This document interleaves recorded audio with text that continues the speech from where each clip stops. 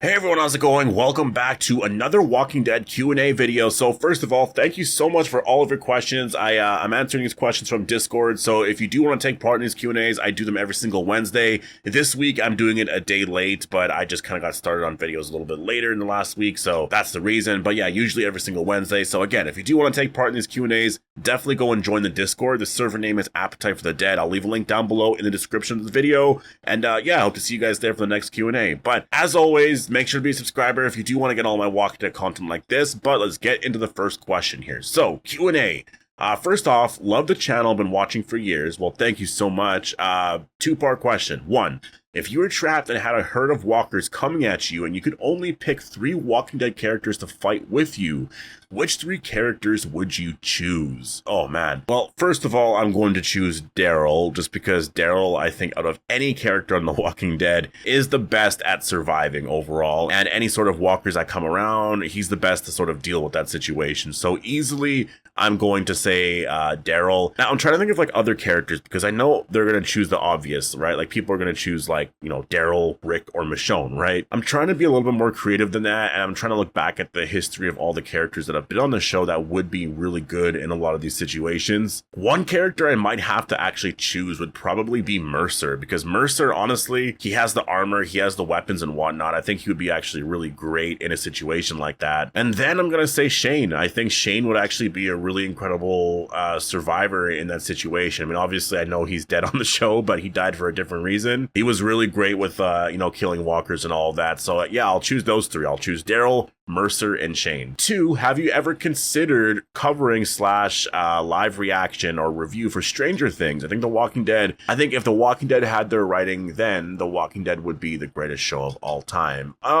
Like, I do sort of talk about Stranger Things here and there. I know I have talked about it in the past. Like, I will most likely cover this last season here of Stranger Things, because I mean, I have been watching every single season. I've been following the whole show since it aired, and so yeah, I definitely will be covering it. In terms of like a live reaction, I don't know about that, but you know, covering it, I could definitely do that. Q&A. Do you think that we will ever see Dwight and Negan cross paths again? I do think they will. I think that maybe right now it's not the time, but again, they have all of these things that they can do right now where you just bring back this character for this moment or this character for this moment, and it's going to create a lot of excitement. And so I feel like for season 2, they're going to focus a lot more on the characters that we have, you know, build up a lot of Herschel's storyline, because I do think that Herschel is going to be the villain eventually. They teased it a lot in the comic that he eventually sort of goes down that path, but obviously the comic ended. And I think that it makes sense based off of where you see his story going in the show that he's going down this darker path right now. And so I could definitely see him becoming a villain in some sense. Maybe he doesn't become a villain entirely, you know, but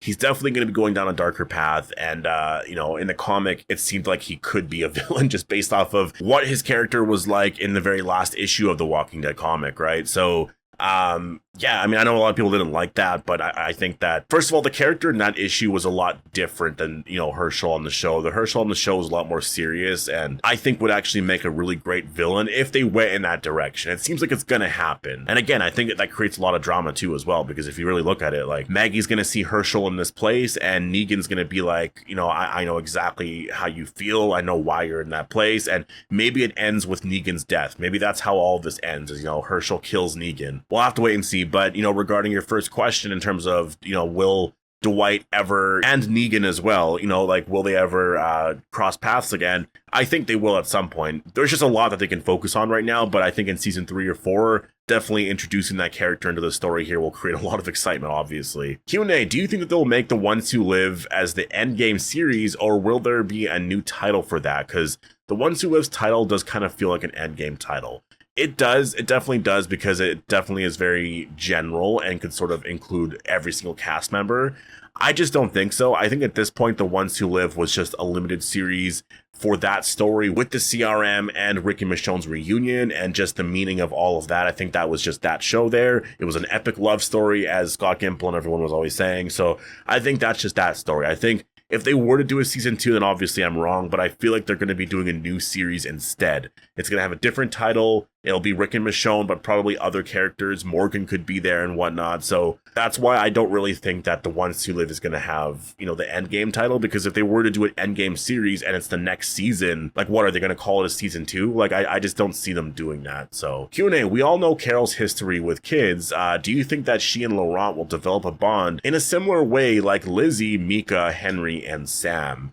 I could definitely see that for sure, especially because of Daryl's relationship with Laurent. I think Carol's going to see that and be like, okay, obviously Laurent's very special to Daryl, and so I have to try and take care of him and help him and whatnot, right? And again, I think Carol's going to be dealing with a lot of her own stuff too with Sophia, and I do wonder how that's going to play a role in all of this too, because that could also affect a lot of that, right? Q&A, what kind of dynamic do you see between Carol and Isabelle? And then you say, I feel they could relate to each other in terms of their past. Isabelle seems to have a rocky relationship with Quinn, while Carol was dealing with Ed, plus Carol believed in God but lost her faith. Isabelle found hers. Maybe Laurent dies to a variant and Carol helps her through the loss since she knows what it's like to lose her kid, or it's the other way around and Isabelle helps her through her trauma. Oh, the dynamic between the two honestly could be really incredible. They could do a lot there in terms of just the story, like how the characters relate to each other and some of the similar experiences that they've been through. And I think that, Isabelle, she did find her faith, and Carol obviously, I guess, lost hers. I mean, was she ever really religious? Maybe she was in season 1 and I just forgot, but I still think, that is a whole aspect to this that I'm very curious about as well, because Daryl obviously is not a religious person at all, and so when he hears all of this stuff, he just kind of rolls his eyes and whatever, right? But Carol, it could be a little different. She might understand it a lot more, and maybe through Isabelle, there is a different storyline that happens here with Carol. I think, honestly, I'm even more excited for season 2. I really can't wait to see just how Isabelle and the Nest and just everything, regarding that storyline affects Carol's storyline. Q&A, how do you think Esteban would react to variant walkers? Oh, man, you know what? The variant walkers would be no match for Esteban. Like, I think if the variant walkers saw him, they would actually run away, if anything. Like, you know what? I want to change my original answer from before. If I had to choose 3 characters or Walking Dead characters to fight with me, if there was a herd of walkers coming at me, I would only choose Esteban. I think he would easily handle all those walkers. Q&A, what do you think the meaning behind the triple P cards are? Since there was no actual explanation, I think, in any of the shows, as far as I'm concerned, I haven't watched World Beyond or Fear. No, there hasn't been any explanation, but there's been hints here and there. It does seem like it is connected to Maine, or something around that region, though, because the character in Tales of the Walking Dead had the triple P card, and I believe he was in Montreal, or he was in Maine going to Montreal. Actually, he was in Maine for sure, and obviously Daryl left from Maine to go to France, and so there's something there. Like, there's something with the triple P card that maybe is even bigger than the CRM, right? Like, there's definitely something going on there, but it's hard to say exactly what because we don't know. But Gimple has finished writing the story for that, though, and said that we will see that soon. So I'm guessing that the triple P card could be different than what the CRM stuff is, and maybe is actually something that is even way more exciting than any of the CRM storyline, right? We'll have to wait and see. Q&A, a far-fetched idea, but do you think they could ever remake and do the Savior and All Out War arcs justice? It may sound ridiculous, but say in a few years, they could create another spinoff where seasons 1 to 6 of the main show are canon, but they go back to that part of the story to fix the mistakes they made by cutting out